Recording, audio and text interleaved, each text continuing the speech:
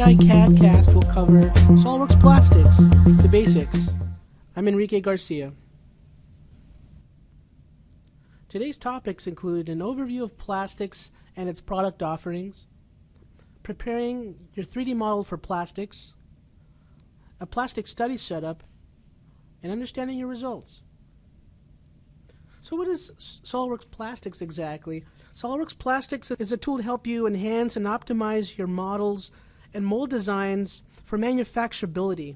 You can find information such as fill times, pressures at the end of fills, cooling times, if your models might have some short shots, definitely where weld lines occur or meld lines, the location of air traps, and if there is some potential warping or some risk of warping of your model. So SolidWorks Plastics falls within our simulation suite of products. It doesn't fall within our flagship simulation product, so it doesn't belong to a Simulation Professional or Simulation Premium. It is a separate add-in that you can request for a la carte from SolidWorks. So here's a breakdown of the product offerings for SolidWorks Plastics. You'll notice that the last two are actually labeled as SimpleWorks Manufacturing and SimpleWorks Tool. The reason for this is because SolidWorks Plastics has been working with Simpo to port its product natively into our SolidWorks interface. Simpo is an established and fast-growing company with international offices and numerous sales partners in Europe, Asia, and the United States. For more information on Simpo, please go to www.simpo.com. Now let's take a look at the breakdown of our plastic capabilities. So within our SolidWorks product, we have two levels of SolidWorks Plastics, the professional grade and the premium grade. Now the main difference between professional and premium are going to be your customization of databases such as the material database or the machine database. Also, if you're looking for precise sync mark locations, the ability to optimize your packing and cooling, then you want to look at the SolidWorks Plastics Premium package. Now if you want more advanced capabilities such as part deformation measurements and result export from the software, you want to look at the SimpleWorks Manufacturing product, which can be obtained through your local account manager with your local reseller. Let's talk about preparing your models for SolidWorks Plastics. Now if you've been using the mold tools within our SolidWorks product, then there are a couple of things you want to be aware before using SolidWorks Plastics with that model. Be prepared to hide extra surfaces and parts created with the mold tools. For example, in my graphic you can see my core and cavity model that were created with mold tools. You will actually be analyzing the actual designed part in SolidWorks Plastics. Another question I get asked quite often is, can SolidWorks Plastics work with surface models? Now the answer to that is unfortunately not. We do have to have a solid model to be able to work with the product.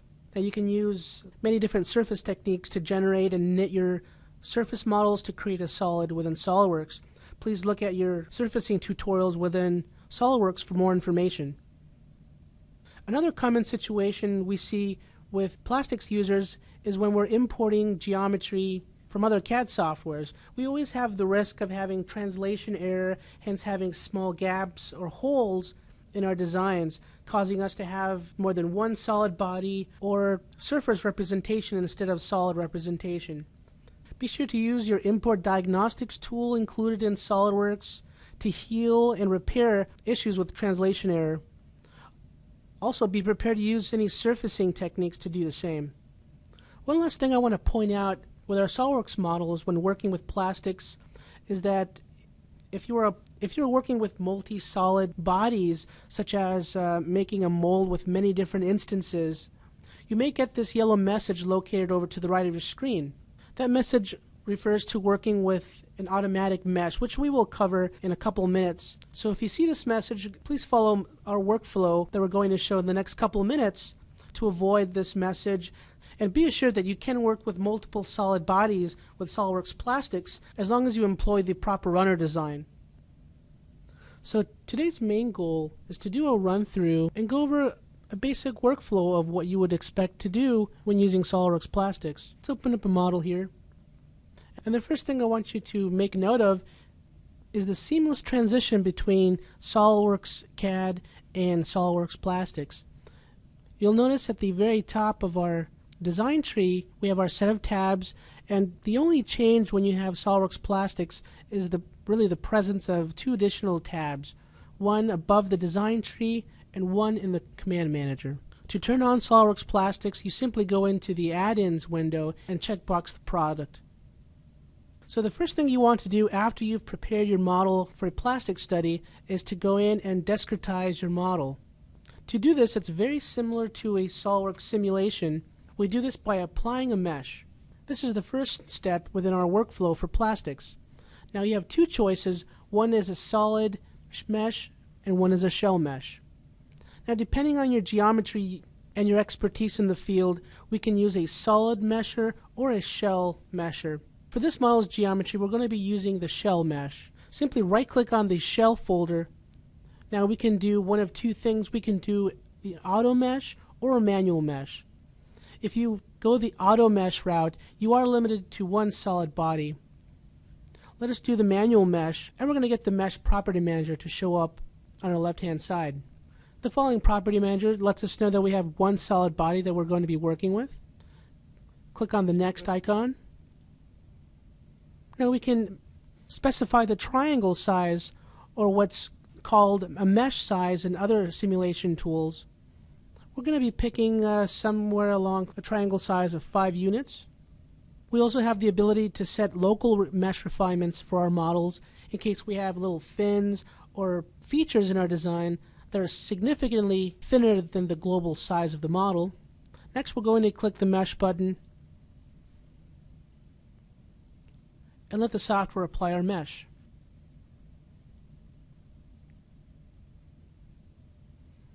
If you wish to remesh the model, click on the delete button, make the change to your mesh size or your local mesh refinements, and click the mesh button once again to apply the mesh. Once you're done applying the mesh, click the next icon once again, and you're going to be presented with a summary screen for your mesh. Let's click on the OK check mark. Now if you had any additional need to refine the mesh, repair the mesh, if you did have any holes or gaps, we can also go in and apply some fills to repair the mesh instead of using surface tools or the import diagnostics tool in SolidWorks. Once we have a good mesh, let's click on the main OK Property Manager button. Now we're going to be presented with the full-blown simulation design tree for plastics. Please note that we have a green check mark for every single step or process that we've finished within the software. Now that we've applied a mesh, we're going to go into the Inputs folder and we're going to select a material for our model. To do this, you simply double-click on the Polymer folder and the material database will pop up on your screen. Now we have a wide range of materials that have been meticulously inputted by Simpo and is being constantly revised and growing for every release. We can sort by the family or by the company, and if you own the Plastics Premium package, you can also add custom materials as well with these icons. Let's go in and pick a material, maybe a polypropylene.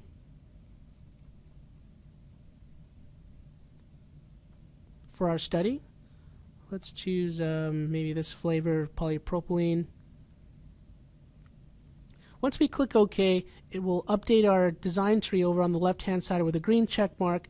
Now we can continue on and specify other aspects of our injection. Let's take a look at the machines we can use to inject our hot melt into our mold. Simply right-click on the machine folder and you get the machine pop-up window.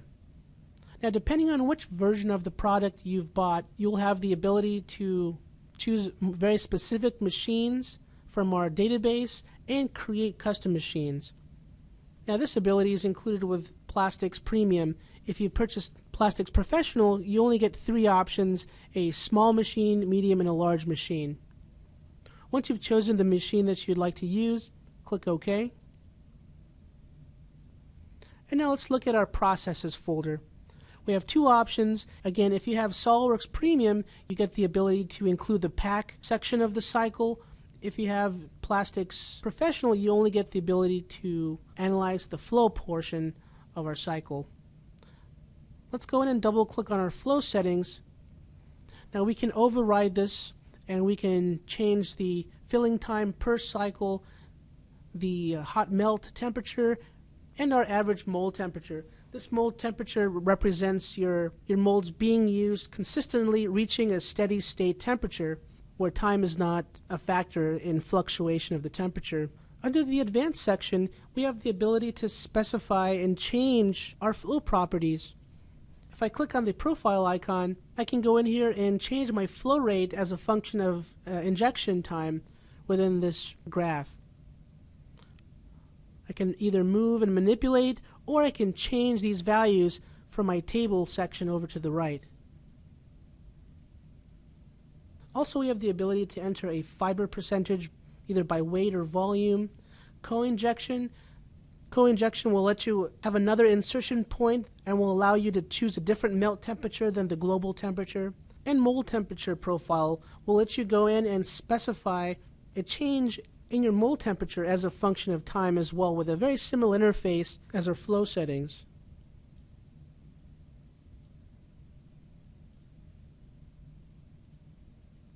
Now, after you've injected your model with hot melt, you're ready to examine the pack section of your cycle. Let's take a look at the pack settings for our study. Simply double click on the pack settings folder and you'll get the automatic pack settings for the particular machine that you specified earlier. If you want to override those settings, simply clear the auto checkbox and enter your hold time and pure cool time. You can also do this by using a graph. Simply click on your profile icon and change your points accordingly.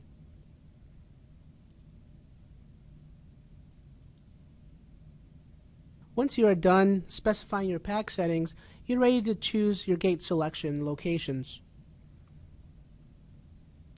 Let's double click on the gate selection folder and we can specify locations for our gates.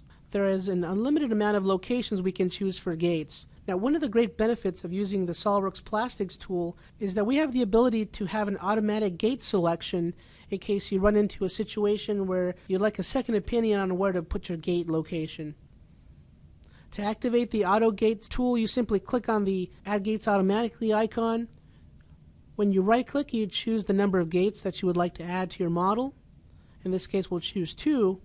The software will automatically populate my input window and will show you graphically where it applies the 2 gates. In this case, on the edge of one of the button holes and on the edge of the display housing.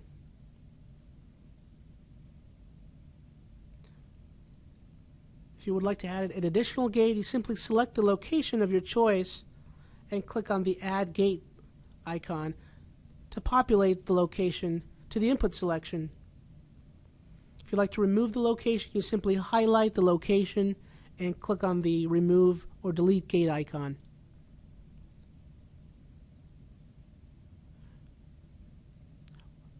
Once you're happy with the amount of gates and the location of your gates, click on the OK checkbox, and now you're ready to run your plastic study.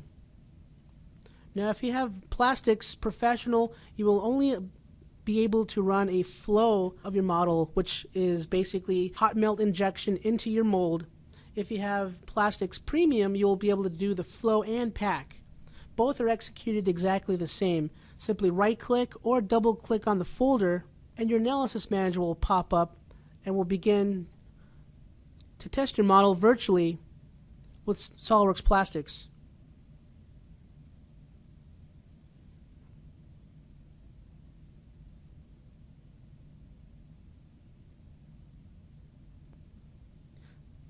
A little bit about the Analysis Manager. The Analysis Manager will give you a status and a progress bar, but it will also give you a log file that gets updated in real time, which can be interrogated as the study continues. Warnings, errors, and even short shots can be documented and displayed in that message box. Once the plastic simulation has ended, you'll be able to interrogate both the flow and pack sections of your results. Before doing that, let me show you a little bit of what happens in the background with your results.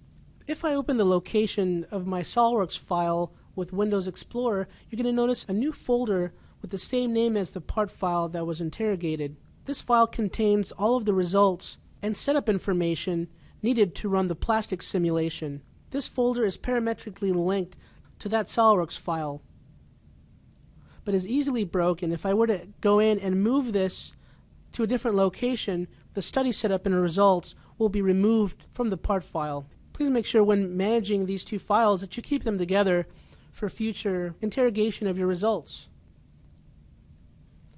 Let's continue our CAD cast today, and let's talk about working with your simulation results for plastics. Once the plastic study has run, you'll notice under our results folder of our interface, flow results and pack results. To take a look at the properties and results for our flow portion of our injection cycle and our plastic cycle, double click on flow results. In our results, let's take a look at some of these qualitative properties for our results. The first one I want to speak about is our fill time. Now, with most of these result plots, we can simply click on the animate or the play button, and the software will go in and show how hot melt will ideally flow through our model with the allocated fill time. If your model has a short shot, then you would see at the very end that the design did not completely fill with hot melt, and you would get a feedback from the software during the solving portion of the analysis. Now, for fill time, the blue portion of the model represents the initial locations with respect to time for fill time. The red portions refer to the regions that fill towards the end of the injection. Now, during the interrogation of our results, I can always manipulate, rotate, pan, zoom in, zoom out as I'm interrogating my results. Also, while I'm interrogating my results, I can show my weld lines, which appear like so, and I can also show my air traps, which are annotated on my graphics area. The next result plot we can look at is the pressure at end of fill. This represents your pressure distribution at the very end of your fill time, which will mostly show higher stress areas at your gate locations. Next, let's look at average temperature at the end of fill. This can be helpful in the case of a non-uniform distribution of temperature. This could be an indicator of part warpage or irregular part shrinkage of your design. Another result plot that is interesting to look at is the temperature growth at end of fill plot. Now, in the actual injection process, the polymer melt undergoes shear heating during this filling stage, and the temperature during this stage in the cavity may actually be higher than the inlet melt temperature. With this plot, you can determine the growth or the increase in temperature due to the shear heating of your melt. As a best practice, we recommend that temperature growth doesn't go above 30 degrees Celsius to avoid any resin degradation. The next plot to speak about is the volume shrinkage at end of fill. Now, after the fill and the pack cycle of the part, we can expect to see a volume shrinkage of your material. If you look here at my screen, I have a quite high percentage to that. It should be around or less than 1%, I reckon. So this would give you a great indication that there's something wrong with either your setup, or maybe you need to revisit the material selection that you've chosen, or even your geometry of your models to get the proper volume shrinkage of your part. Next, let's look at cooling time. The cooling time represents the time at which 90% of the volume of the part is at a temperature that's less than the ejection temperature specified in your plastic study. Now, if you want to get the temperature at the end of that, simply click on the temperature at the end of cooling, and this will give you that particular plot. Now, the important part about this temperature plot is if you see any non-uniformity in the plot and the transitions between the temperatures, that could be an indication of warpage of your parts after ejection. Those are some of the major result plots I wanted to speak of in the Flow tab. Let's go ahead and click on the Pack tab. Let's take a look at a couple of result plots here.